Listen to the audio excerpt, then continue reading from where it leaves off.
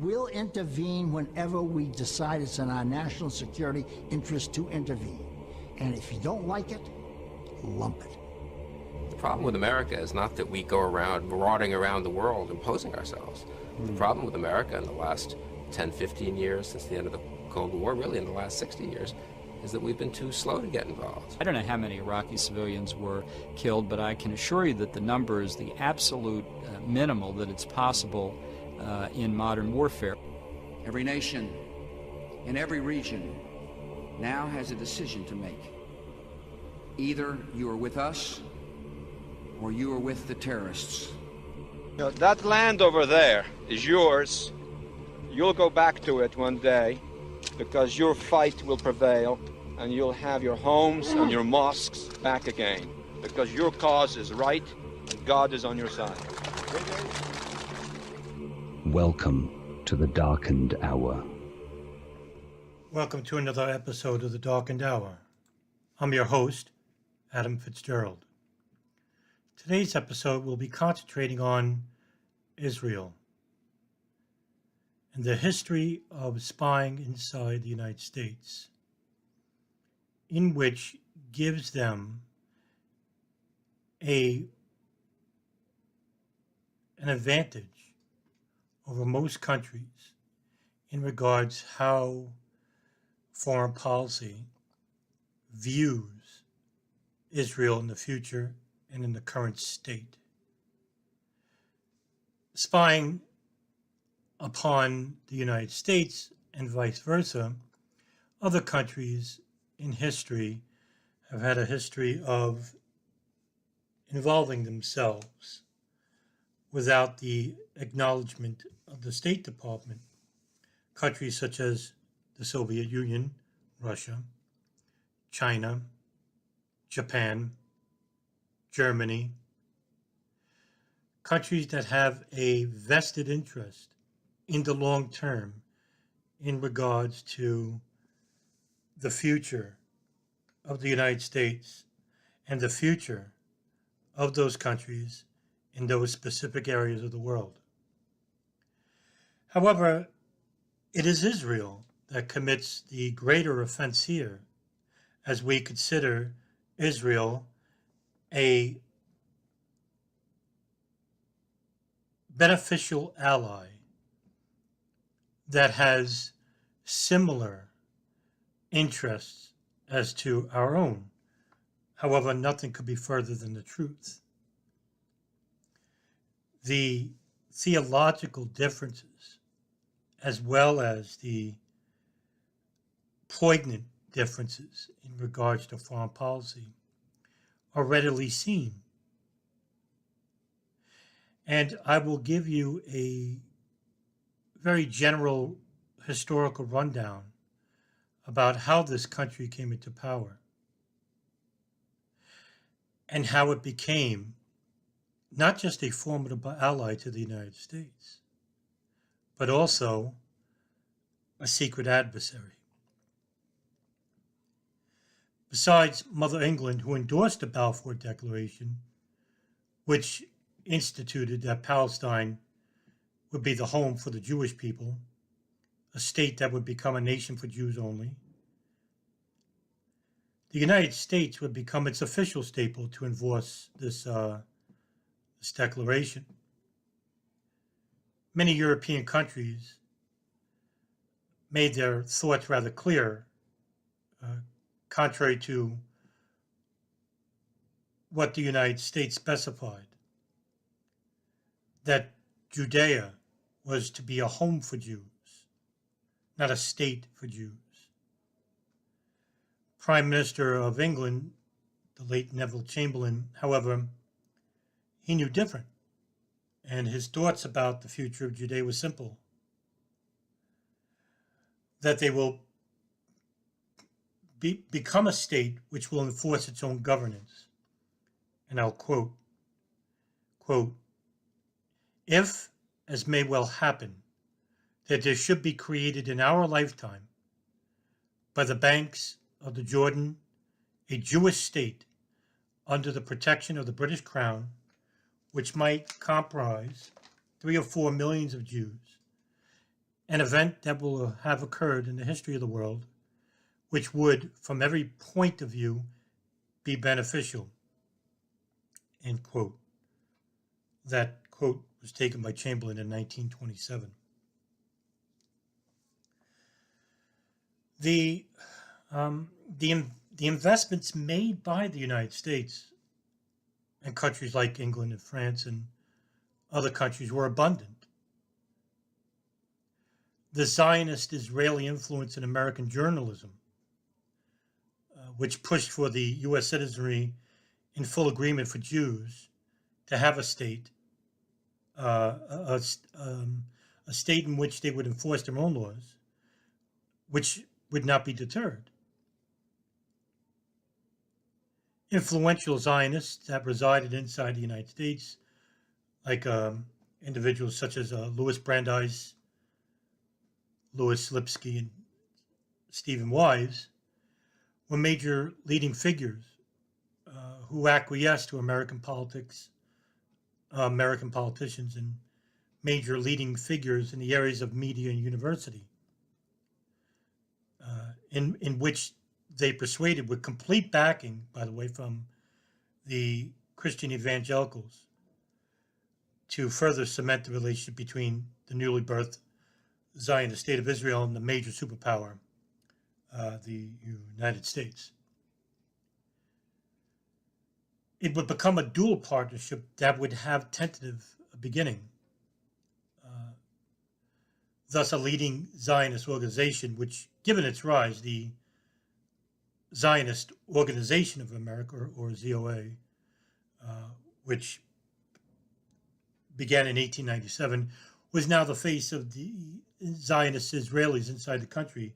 And it depended on the most, especially for its military and financial needs.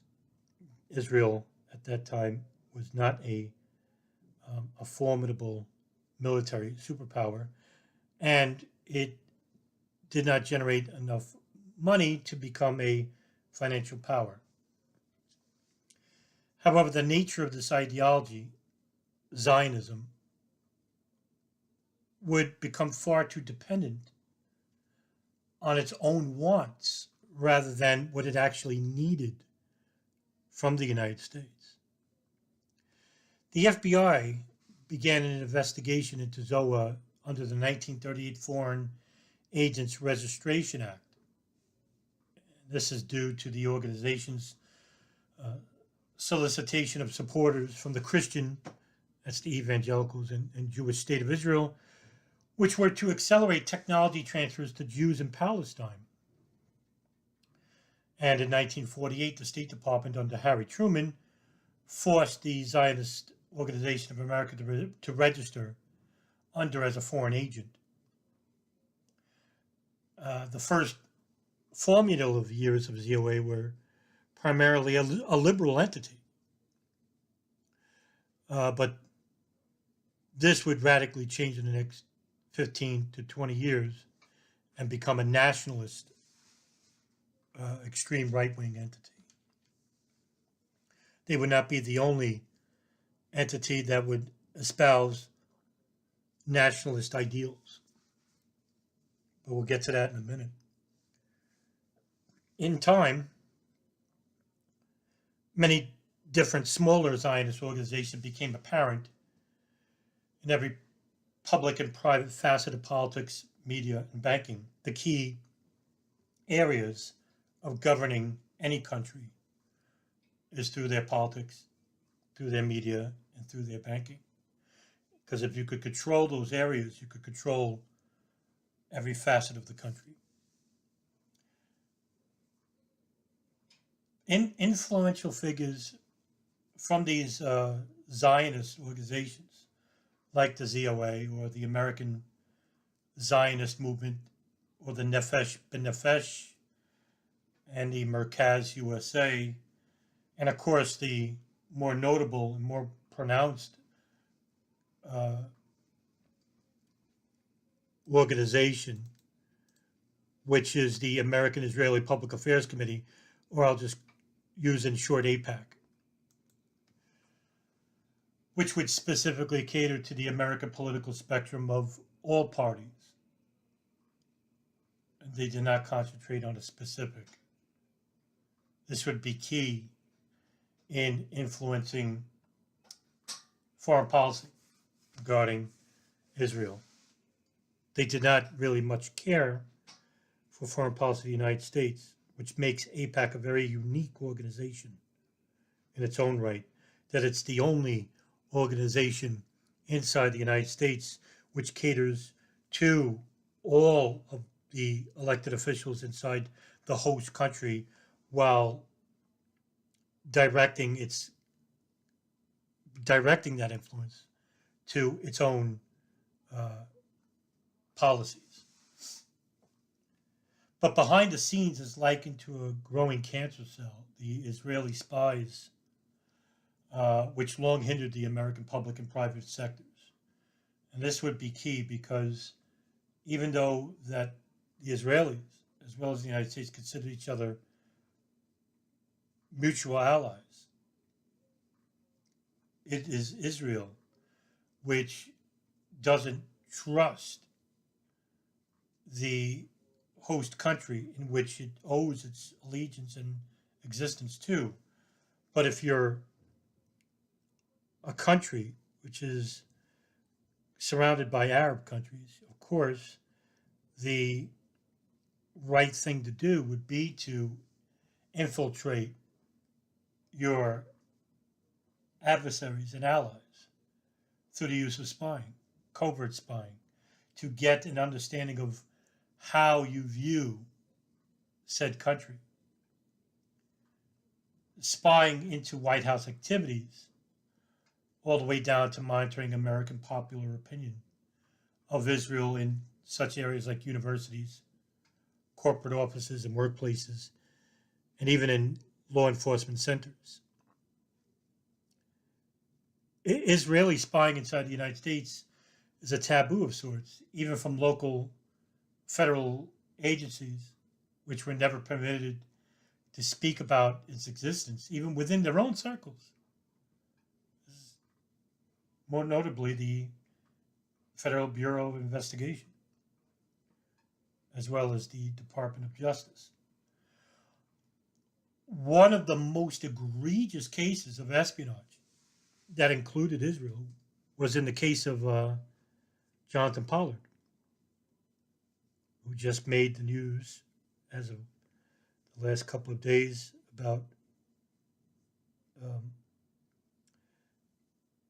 him being released out on parole. Pollard was born in Galveston, Texas, to a Jewish family, and seemingly became an ardent supporter of Israel as he became aware of his family's ordeals during the Holocaust and World War II. Pollard, who applied to become an intelligence officer in the CIA, in which he was turned down, became a Navy Field intelligence officer in 1979. But the key period would be 1984, in which he became acquainted with Aviam Sella, who was a combat veteran within the Israeli Air Force and who participated in both the 1967 Arab-Israeli Six-Day War and the 1982 Lebanon War. And Pollard left to take a sabbatical inside it was Sella who left to take a sabbatical inside the United States in 1983. And he took a course on computer science at NYU.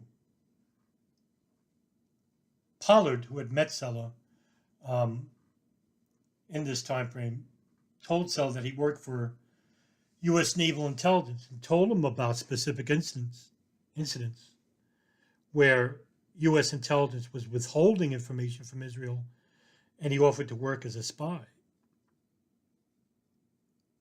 It was a relationship which provided Sella with remarkably sensitive and classified data in which Pollard stole from naval officers. In which Pollard would in time have a handler for this information. And his name is Rafi Eitan. His last name is spelled E-I-T-A-N.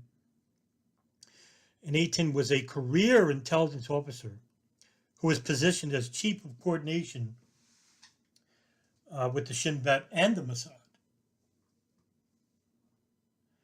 It was later in 1984 where Eitan initialed an espionage operation inside the United States, and he became the leading figure in which he recruited Pollard through Sella. However, the Office of Naval Intelligence got wind of Pollard's activities. In 2014, in an interview, I believe with the Times of Israel, Eitan would affirm that not only did Israeli intelligence know about Pollard, but so did Prime Minister Shimon Peres and Defense Minister Yitzhak Rabin, in which he quotes, quote, Shimon Peres and Defense Minister Yitzhak Rabin were aware of the spies' actions. Eitan, after some deliberation, responded, of course, end quote. On June 3rd, 1986, Pollard pleaded guilty to one count of conspiracy to deliver national defense information to a foreign government. His sentence was quite damning. It was a life sentence from Judge Aubrey Robinson Jr.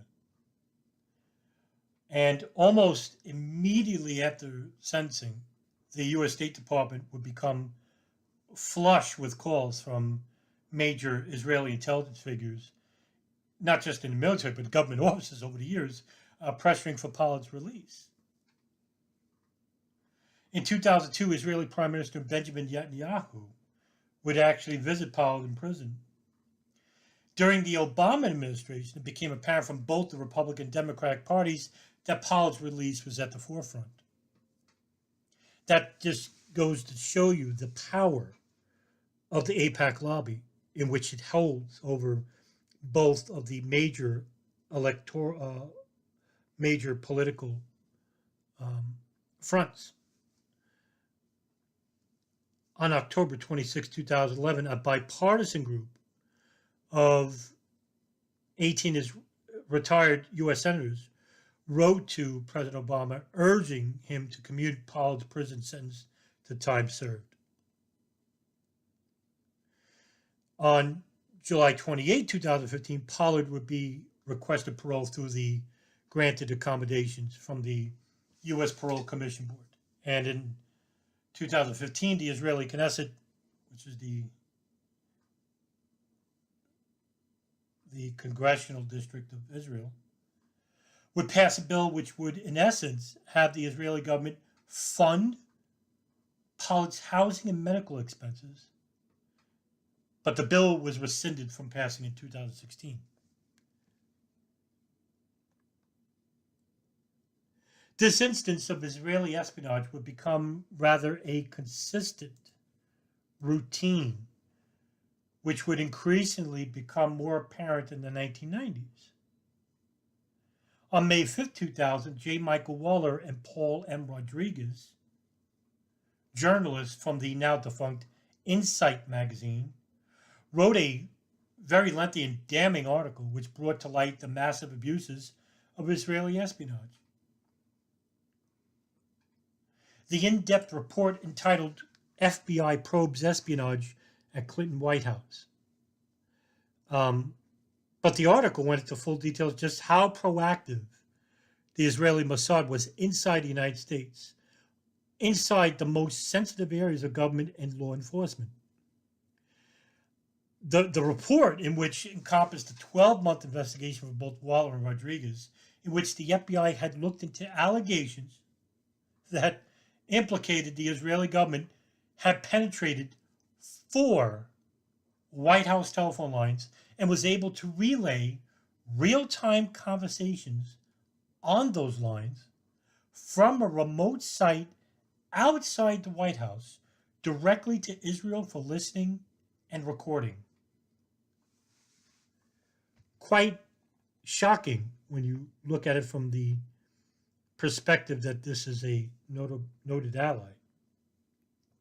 that they would be so brazen to conduct covert espionage inside the country, not just inside, but right close up front to the most sensitive areas of government. The report also went into detail about how the Israeli Mossad had also monitored phone lines of certain unnamed officials who worked within the State Department, within the Pentagon, and even secret FBI phone lines. Astounding intelligence. Both Waller and Rodriguez said the FBI investigation had been launched in early 1997 when a local telephone company manager became suspicious of an Israeli employee of Amdocs, which was an Israeli company that sells billing software to telephone companies. This remarkable revelation was, of course, not relayed to the American public. Not one news agency, not one, whether it be from the legacy media or any newspaper publications that would publish this surreal criminal act which bordered on the absurd and the oblivious. The arrogance put forth by the Israeli intelligence apparatus, which would deny these charges. However, more than 24 U.S. intelligence, counterintelligence, law enforcement, and other officials have both told Waller and Rodriguez from Insight that the FBI believes Israel has intercepted telephone and modem communications on some of the most sensitive lines of the U.S. government on an ongoing basis for years. Nevertheless, independent sources did report the allegations in which Israeli and U.S. officials had to circumvent excuses to what had happened inside the United States' own intelligence agencies. Now, Rodriguez would be later interviewed by the Washington Report, in which he, quote, "We're perplexed that no one has followed up on the story. We think it's news by any stretch of the imagination. It is true that the FBI says that a portion of the investigation is closed, but the fact that a portion also is open makes it news. We will continue to pursue it. Meanwhile, it's gratifying that the Middle East press played it fair and square," end quote. Now, only the liberal Israeli publication, Haaretz, would give the Insight report a fuller explanation, which most U.S. publications would shun. Quote, "White House and FBI officials denied the allegations. They acknowledged that such an investigation into possible Israeli eavesdropping had been conducted and added that the file has not technically been closed yet. The file is categorized as inactive due to the severity of the allegations and the possibility that there may be further developments," end quote.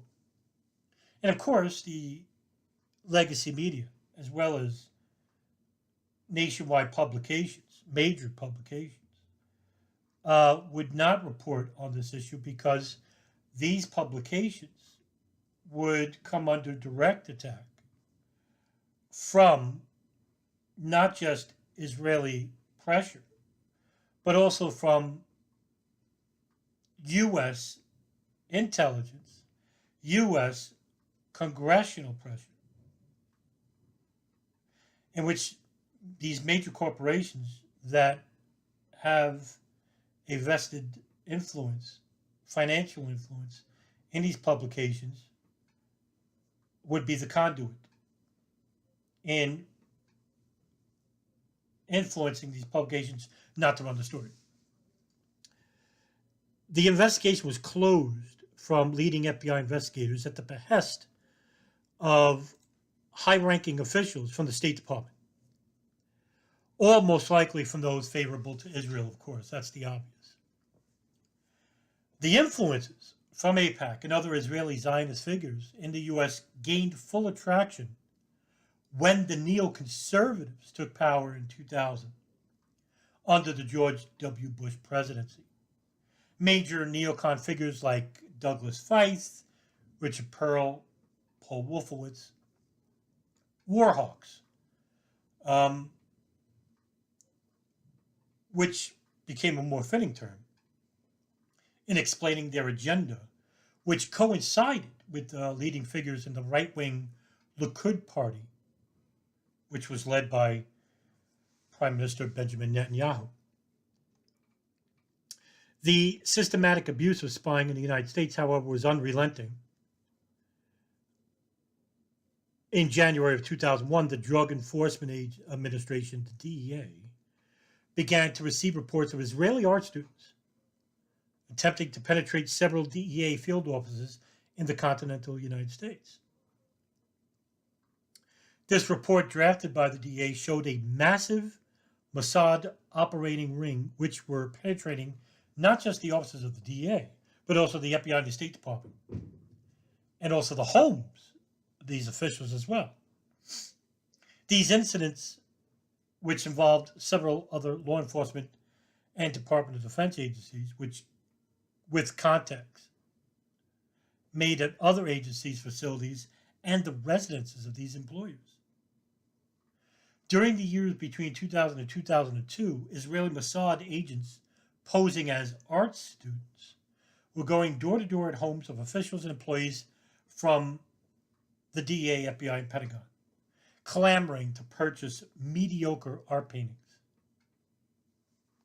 Nothing obscure, nothing expensive. Approximately 140 of these students were later detained and arrested by the FBI, who were all then deported back to Israel. The art students were basically following a modus operandi of sorts. They generally worked in teams, and they consisted of a driver, who was the team leader, and 3 or 4 subordinates. Now, the driver would drop the salespeople off at a given location and return to pick them up some hours later. The sales pitches, though, were usually aggressive and at times even inquisitive to the people they were pitching to. According to an unnamed DEA official in his interview with Salon magazine in 2002, quote, "The females among them were invariably described as very attractive, blondes in tight shorts or jeans, real lookers," as one DEA agent put it to Salon. "They were flirty, flipping their hair, looking at you, smiling. 'Hey, how are you? Let me show you this.' Everything a woman would do if she wanted to get something out of you," end quote. Salon magazine also obtained information from guards at the Earl Cabell Federal Building in Dallas, whom found one Israeli art student wandering the halls with a floor plan of the site. Sources told Salon that similar incidents have occurred at sites in cities like New York, Florida, states like New York and Florida, and 6 other states, and even more worrisome, at 36 sensitive Department of Defense sites.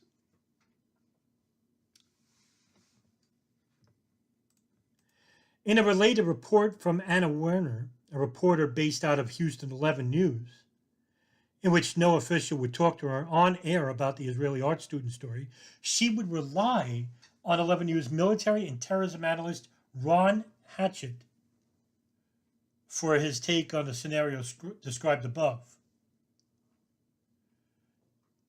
Hatchett would exclaim, "What comes to my mind right away is that this is an obvious surveillance. This is not a bunch of kids selling artwork."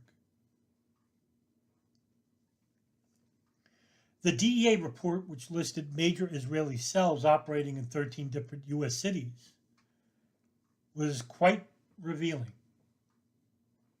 The Israeli cells were quite expansive and showed the lengths in which they would go to penetrate sensitive areas of U.S. government in both the public and private sector. Again, quoting from the released DEA report in 2001, quote, "The activities of these Israeli art students raised the suspicion of Office of Security Programs and other field offices when attempts were made to circumvent the access control systems at DEA offices, and when these individuals began to solicit their paintings at the homes of DEA employees. The nature of these individuals' conduct, combined with intelligence information and historical information regarding past incidents involving Israeli organized crime, leads the Office of Security Programs to believe the incidents may well be an organized intelligence gathering activity. It is believed by the Office of Security Programs that these incidents should not be the basis for any immediate concern or the safety and security of DEA personnel. However, employees should continue to exercise due caution in safeguarding information relating to DEA investigations or activities. DEA Orlando has developed the first drug nexus to this group. Telephone numbers obtained from an Israeli art student encountered at the Orlando DEA, which been linked to several ongoing DEA MDMA ecstasy investigations in Florida, California, Texas, and New York. The Orlando DEA has opened an investigation that is being coordinated with DEA headquarters, end quote. A massive, not just a massive espionage ring, but also a drug ring. So there would be 3 rings inside the United States between the years 1996 to 2002, with the Israeli art student ring being the largest among them. With the Israeli drug ring, with drug funding comes black operations, as well as the Israeli moving systems companies, which I'll talk about in just a minute. Israeli officials would soon begin to feel the backlash from those involved in the espionage ring, leading Yafa Ben-Ari, who's spokesman for the Israeli Foreign Office Ministry, to prepare an immediate denial of the charges while declaring the report as nonsense, that Israel would openly spy on the United States. After the September 11th attacks, some would speculate that the Israeli art students were shadowing Arab militants from Hamas in states like Texas, New York, Florida, and even California. The DEA report said most of the students questioned by American investigators acknowledged having served in units of the Israeli armed forces specializing in military intelligence, electronic signals interception, or explosive ordnance. All the while, Israeli youths, some whom were Mossad operatives, were employed within certain moving companies located in New York, New Jersey, and Florida, whom were closely monitoring members of the Hamburg cell. 3 of them being suspected pilots: Mohammed Atta, Marwan al-Shehi, Ziad Jarrah. These moving companies like Urban Moving Systems, Classic International Movers, Moishi Movers, White Glove Movers, would suddenly become at the forefront of the September 11th investigation headed by the FBI, which was codenamed Pent Bomb. In certain instances, it would later show that some of the employees from Urban Moving Systems, which is located out of Weehawken, New Jersey, may have had foreknowledge of the event, as they were seen celebrating the attacks of the North Tower at 8:43 a.m. And in 2 redacted reports from the FBI field report about the high fivers, as they were codenamed, residents from the Doric Tower apartments located in Union City, New Jersey, witnessed a white van matching a Urban Moving Systems van at 8:43 a.m. was seen in the parking lot of Doric Towers as early as 8 a.m. on the fateful day of September 11, 2001. Two eyewitnesses, whose names are redacted in the report, were interviewed by FBI agents who are redacted in the report, who witnessed this van in the parking lot at 8 a.m. These individuals were later pulled over at 4:30 p.m. as a BOLA report, a Beyond the Lookout report, of that same van earlier in the day was seen on the New Jersey Turnpike. Officers from East Rutherford Police Department, one of them being Scott DiCarlo, detained the 5 men in the van, in which they were all detained for a total of 71 days. Paul Kurzberg, Savan Kurzberg, Omar Mamre, Oded Elner,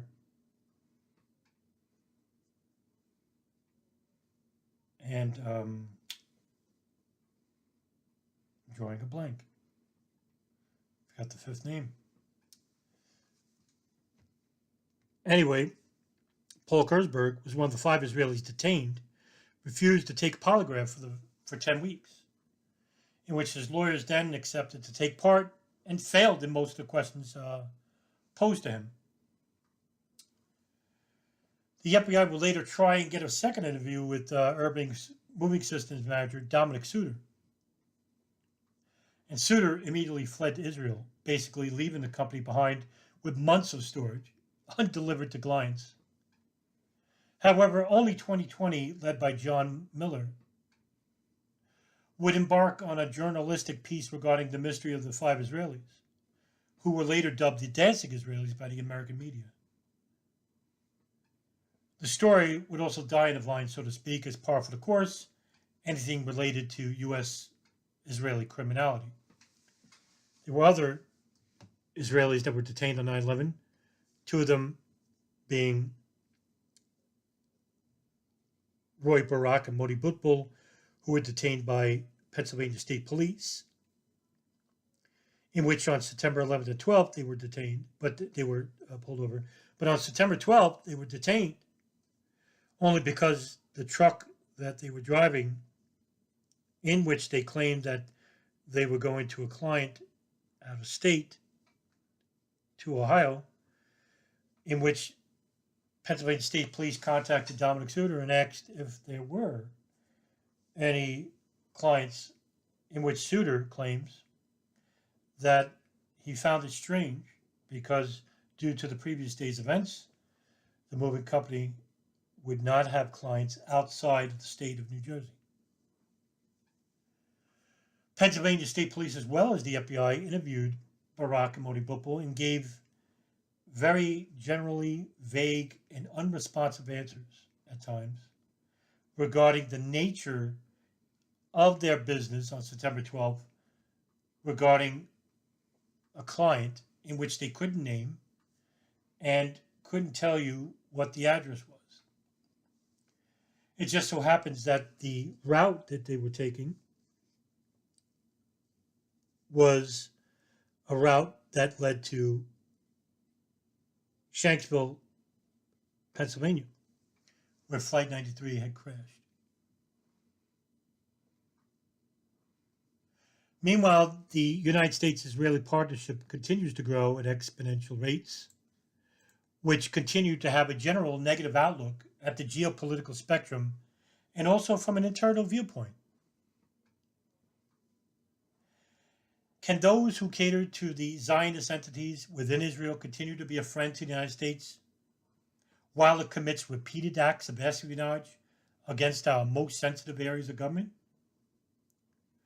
Or have they become a liability to the United States in general? Some agencies and adversaries would opine on the latter, while those emotionally invested to the self-determination of the Zionist agenda would commit to the former, even at the behest of being compliant to its criminality happening from within.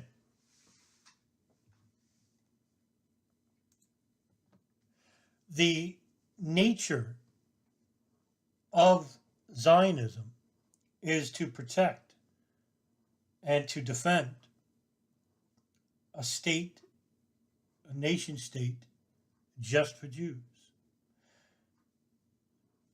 in which I myself am not against. However, it is the lengths that they go to regarding conducting espionage inside the United States, conducting counterintelligence, such as the urban moving systems, when they didn't inform the FBI or the State Department about what they were doing inside the United States. And when they were asked what they were doing inside the States, they didn't give an answer. And the answer that they did give is redacted by the FBI. Now you tell me which country has that kind of power. Saudi Arabia has one of the oldest, if not the oldest lobby inside the United States, one of them, and also being the most financially lucrative, doesn't have that type of power inside the United States, only because they themselves don't have the means or the capability to conduct counter surveillance inside the United States. Yes, they do have spies. Yes, they do have very affluent lobbyists on behalf of the Saudi kingdom, but they do not have the logistics or the capability to conduct espionage inside the United States as Israel does. And this is going to be a problem for our relationship in the future. Because through espionage and counterintelligence, they are able to even possess incriminating evidence against our congressional leaders from both the Republican, Democratic parties, as well as other parties involved. Even to the highest levels of government. The President of the United States, the Vice President of the United States, Speaker of the House. So at what price does the United States pay in order to be an ally